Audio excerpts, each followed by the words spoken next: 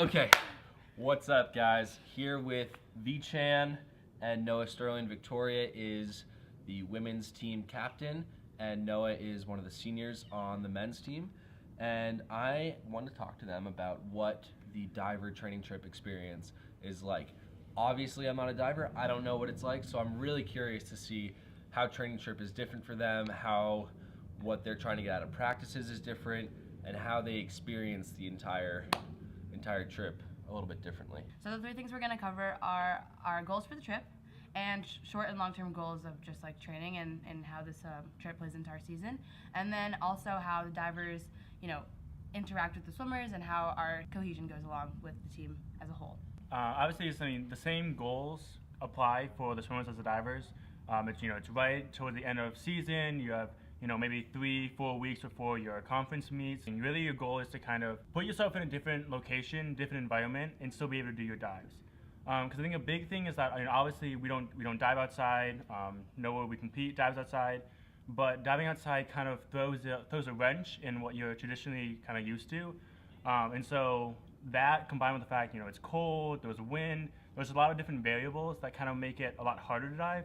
But the thinking is that if you can do all your dives and do them well in these new environments with these new variables, then when you go back to where you're used to, go back to your home pool, then you're just that much stronger and you're that much more prepared come your conference meet to really do well. Yeah, I would say one of the biggest assets of training trip is that it comes at a time of our season, specifically with divers, that it really throws you out of your comfort zone. So pretty much you spend first semester getting your dives back, getting them up to par, really just focusing on board work.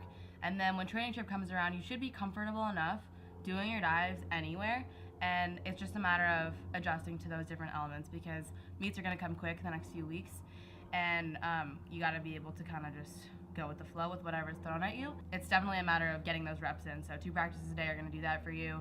When we're doing 5 of each optional every practice, those are your harder dives that you should be competing, that you should be taking risks at this point in the season. You should be doing your harder dives. You should be learning new dives to compete at championships.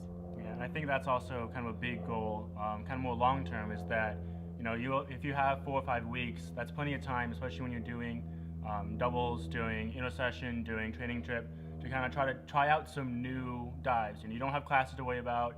You're really only focused on diving. So it is a great time to kind of experiment with new things and try to get some new dives and kind of bump up your DD for your conference meet. Yeah, so I don't think that's too different from what we do, because a lot of times on training trip we're training long course instead of training short course, and that's all about swimming longer. I mean, it's physically a longer distance, but it also mentally just feels much longer. So when we turn around and come back, you get that mental edge. It feels a little bit shorter, and so it feels a little bit easier. So I think you guys are working with that too. It's like boards that you're a little bit more comfortable with, and you know how to deal with those external variables when you need to. So one thing I've always been really curious about is how divers feel kind of within the broader swimming and diving team. Obviously, just from a number standpoint, there are far more swimmers on the swimming and diving team. Swimming tends to get more coverage, news-wise. Even in the videos that I make, swimming gets a little bit more coverage, but you guys especially are very close with the team. You do a lot with the team. How do you think training trip plays into that kind of unit cohesion? I think honestly, that kind of exclusivity applies to every training group. So I know, at least between me and Lizzie, my co-captain, she always kind of talks about how Big D distance group is like doing different stuff from the other girls. And you kind of have the choice in your off time of, okay, I want to reach out to this other girl or even this other guy, and let's go out to dinner as a group and let's hang out with our class. And we are spending most of our time out here training, but it's a good time to just give yourself a break and enjoy where we are and the things that we can do in the area, whether it's going on a hike or even just seeing some of the local food and talking to other people training here. It's definitely, you have the choice of kind of reaching out to anyone, hanging out with anyone, which I really like. And I think that's a really unique part of our season, where you're not really tied into class and all the other things that usually fill up your time on a daily basis. I think another big thing, at least it affects our program more so than other programs, is that when we're back at home, we're in Teagle, in Ithaca, just the way the pool's set up, we don't all practice at the same time. So the men don't practice with the women, you don't practice with the divers, so there's 3 different specific groups. So when we're on training trip, we all practice, not necessarily at the same pool, because in different years we've practiced at different pools, but we've always practiced at the same time. So if you go, you do your thing at practice, and then after practice, you can all come together, go like Victoria said, go to dinner, go to lunch, go do some of the things that are unique to wherever you are, and really kind of make those connections, make those bonds with the people that you spend a lot of time with, but don't necessarily get the chance to kind of do some more outdoorsy or do some kind of close-knit bonding activities. Yeah, I think it really just parallels with the swimmers of you can just hang out with the people you train with, and you definitely are bonding with those people, spending the time doing the same sets or practices or whatever. But then you can decide to see other people whenever you want. Yeah, I think from my perspective, when I'm in the pool, it's great to see you guys diving because I can literally look over the bulkhead and I see you guys there and you're doing your work. And I mean, I know that you guys work hard, and I see how hard you work and the time that you put in, to mastering your events.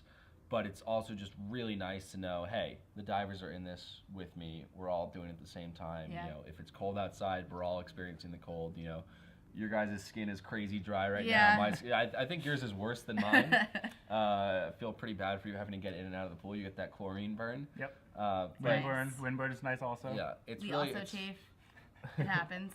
It's really nice to have everyone here together, and that's another unique thing about our program. I mean, not every program has the opportunity to have the swimmers and the divers go to the same location for a training trip or even be at the same pool, and that's something that we're really fortunate to have, and I think we have one of the closer knit swimming and diving I think teams. that's actually one of my favorite things about just Cornell in general is that our team kind of goes out of our way to see each other, and that's why I think a lot of us came here, and I really value that part of our tradition. Is there anything else about the diving training trip experience?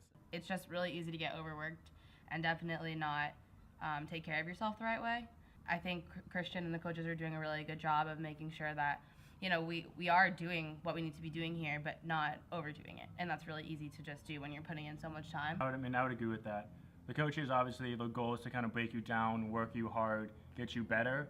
But I think at least, the diving, Christian does a very good job of kind of also listening to us, and like if you're hurting, if you're really like broken down, kind of maybe modifying the workout a little bit, so you're still getting something out of it, but you're not killing yourself, you're not, doing negative work. Yeah. And suffering. That's a training trip in a nutshell from the divers, and thanks for watching us. See you later.